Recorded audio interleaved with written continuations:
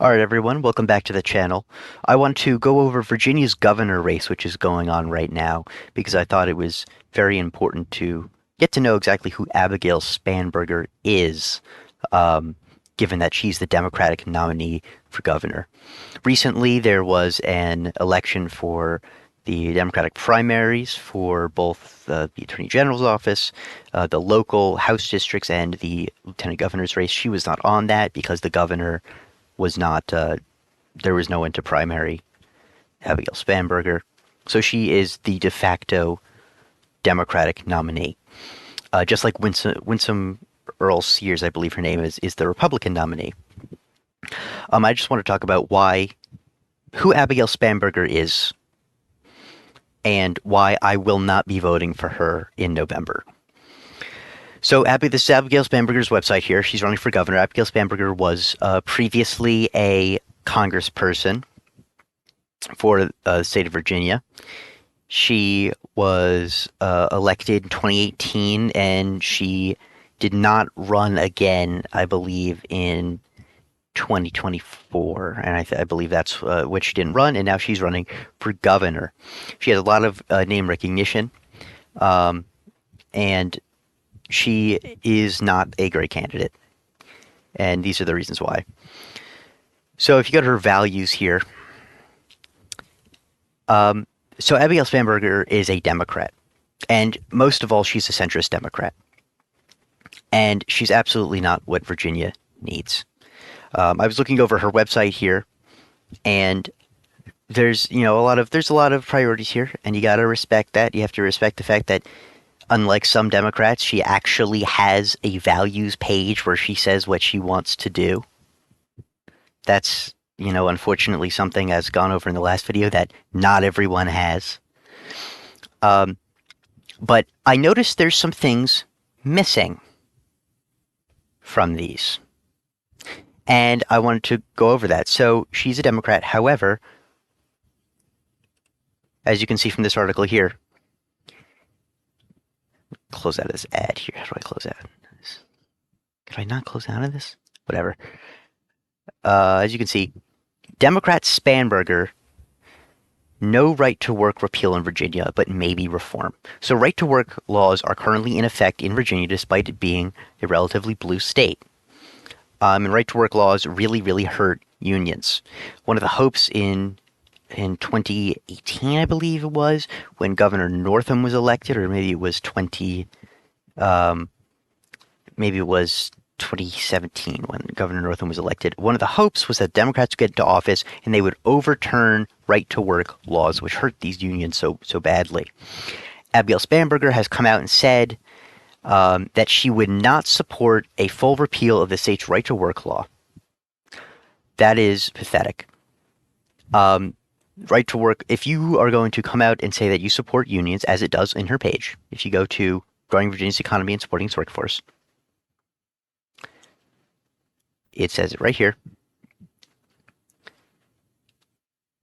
After gathering ideas from both Virginia businesses and labor organizations, Abigail voted in the House to pass the Infrastructure Investment and Jobs Act, the bipartisan infrastructure law, which already delivered more than $10 billion for Virginia's physical infrastructure, supporting good-paying jobs and supercharging the Commonwealth's economy for the long run. So Abigail Spanberger supposedly supports good-paying jobs. Well, unions pay better wages. This is a fact. Unions pay better wages than non-union companies. I think the exact number is 20%, roughly 20% more. So Abigail Spanberger, right out the gate, saying she's not going to support a repeal of right-to-work laws, which I think is actually going to hurt her in November. I think she's not inspiring people, and she's trying to play it down the middle, and I think that's really going to hurt her, especially when running against the Republican in a somewhat swing state. I call it a swing state because we do have a current Republican governor, a statewide elected office, which is a Republican, though it is mainly a Democratic state. However, I think this is going to hurt her in the long run, and this is one reason, personally, why I will not be voting for her. Second reason, another really important issue in the state of Virginia is the National Popular Vote Interstate Compact. The National Popular Vote Interstate Compact is an agreement by multiple states, which basically says we're going to put all of our electoral votes to the person who wins the most votes across the country in the popular vote. What it does is it basically subverts the Electoral College and allows the person who wins the popular vote to win the Electoral College. It is a sneaky way to overturn the Electoral College effectively and make it so that we actually have a democracy and not whatever the hell you would call the Electoral College. And one of the ways to do this is by joining the National Popular Vote Interstate Compact, something that each state has to vote on and implement themselves.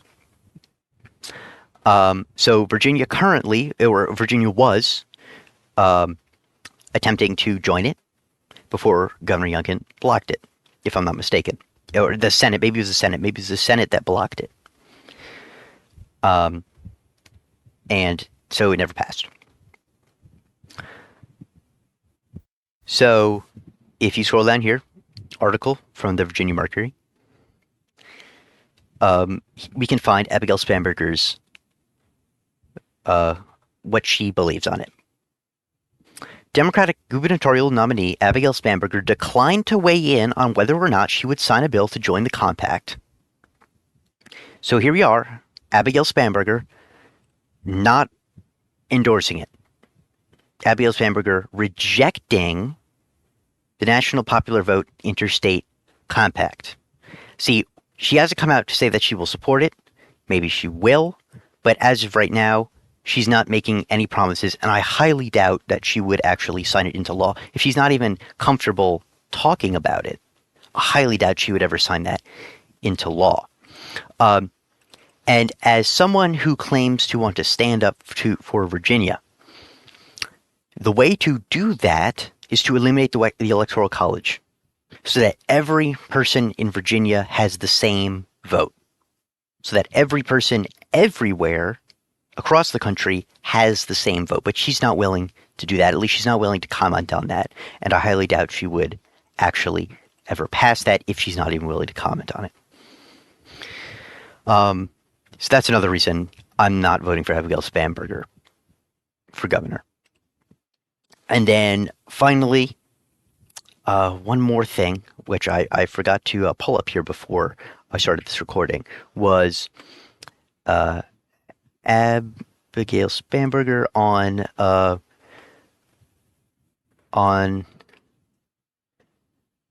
the Democratic, on the prime, or on the what do you call it, the midterm elections 2022.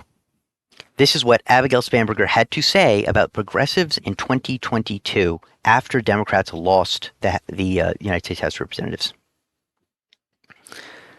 I believe this is it.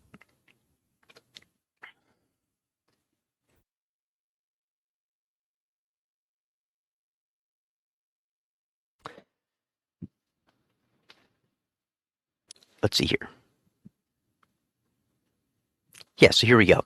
Representative Abigail Spanberger, a former CIA operatives officer who is clinging to a 1.2% percentage point advantage over her Republican challenger, led the centrist charge during the heated 2-hour call Thursday, attributing losses by moderate Democrats to GOP attack ads tearing at them as socialists and accusing them of wanting to defund the police.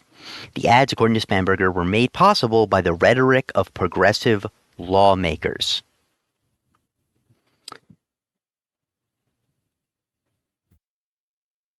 We need to not ever use the word socialist or socialism ever again, Spanberger said, arguing that Democrats should watch Republican ads and adjust their messaging accordingly.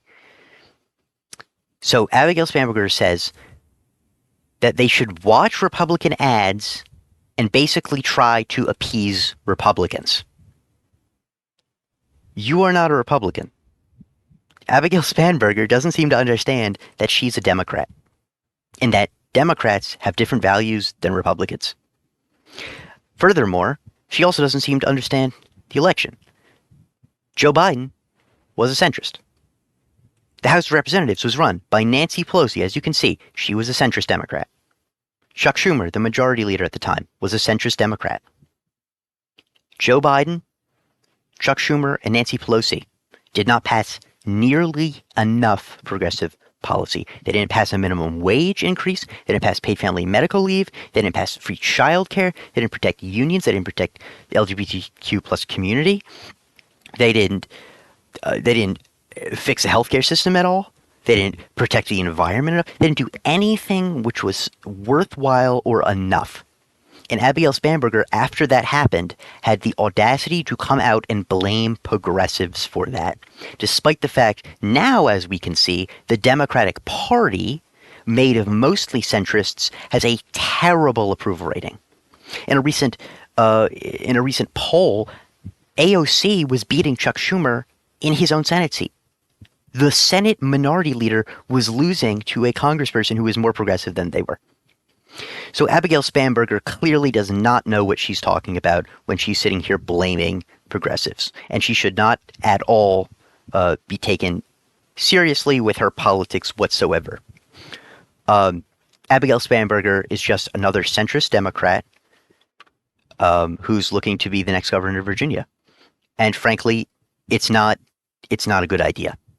Abigail Spanberger, I think, has a poor chance of all Democrats to beat Winsome Earl-Sears, especially in this day and age, especially after we've seen Kamala Harris lose to Donald Trump. Centrism does not work. We need a progressive candidate to come in and challenge Abigail Spanberger to get my vote. I will be voting, however, for the Lieutenant Governor Ghazala Hashmi. She is a solid progressive. I'm not going to go over her in this video, but she is a solid progressive. But I absolutely will not be voting for Abigail Spanberger until she commits to policies, which I doubt that she will actually end up doing. So that's like my little rant. Do not vote for Abigail Spanberger. She will fail you. She has continued to fail us by blaming people who are actually trying to make a difference and by not supporting the right policies. But anyway, that's what's going on in Virginia with the governor's election, and that's my take on it.